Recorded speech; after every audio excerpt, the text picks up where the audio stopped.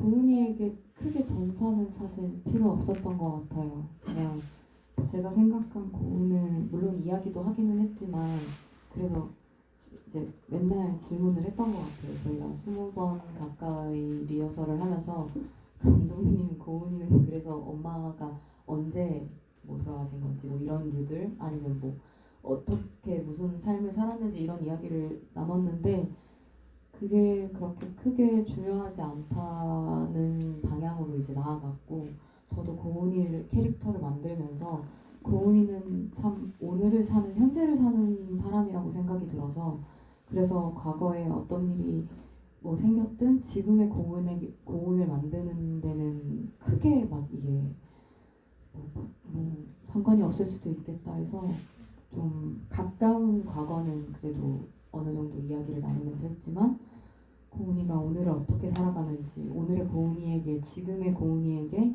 계란 후라이가 중요한지 아니면 김을 먹는 게 중요한지를 좀 생각하면서 고은이를 만들어서 글쎄요 서사가 있으셨을까요? 자연스럽게 진행 감사합니다.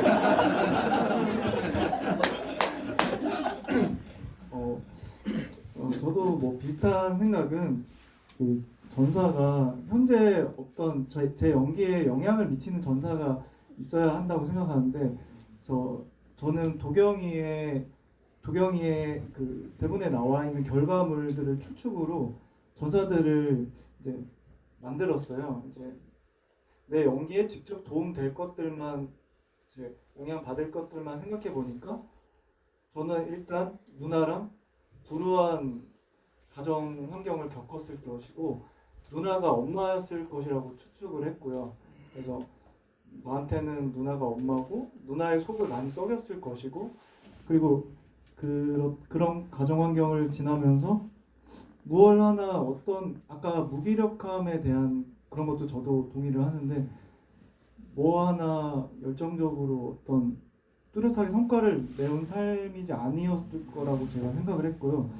그 삶은 저와도 비슷하다고 느꼈던 부분이고 저랑 도경과의 교차점을 계속 찾으려고 하면서 끝끝내 가장 중요했던 거는 결국에 제가 어떤 여인과 이제 실수를 했고 아이는 태어났는데 그 여인은 떠나버렸지만 도경은 떠나지 못했다. 그리고 그 아이를 내 곁에 두고 내가 정말 훌륭한 아빠는 못 될지언정 아빠가 없는 아이로 키우고 싶어 하진 않는 인물일 거다. 네, 이런 정도의 어떤 전사들을 저는 부여잡고 하려고 했습니다. 네. 근데 말씀을 듣는 게 문호의 전사겠다라는 생각이 너무 많이 드는 것 같아요. 되게 좀뭐 딸을 갖고 있기도 한 어떤 부분도 있고 약간 그 중에서 얘기를 뭔가 하면 불리할 것 같은 얘기가 나오면 자꾸 쳐내버리는 어떤 방식도 되게 비슷하다는 어떤 생각이 들었는데 방금 말씀하신 게 문호의 전사와도 되게 비슷하게 좀 맥락이 좀 있지 않을까 하는 생각이 들어서 좀 얘기를 드려봤고요. 그럼 이주영 배우님께는 그 전사라기보다는 그거 약간 재밌었던 것 같아요.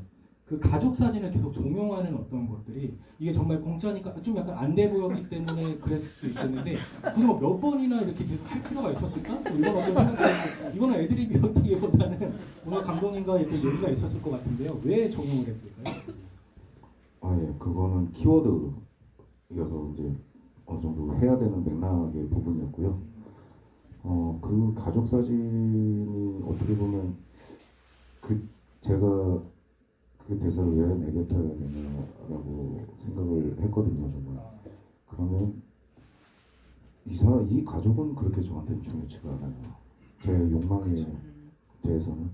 근데 어차피 찍는 거 같이 찍어 놓으면은 생각보다 더 큰 평수를 더 얻을 수 있다는 생각을 했어요.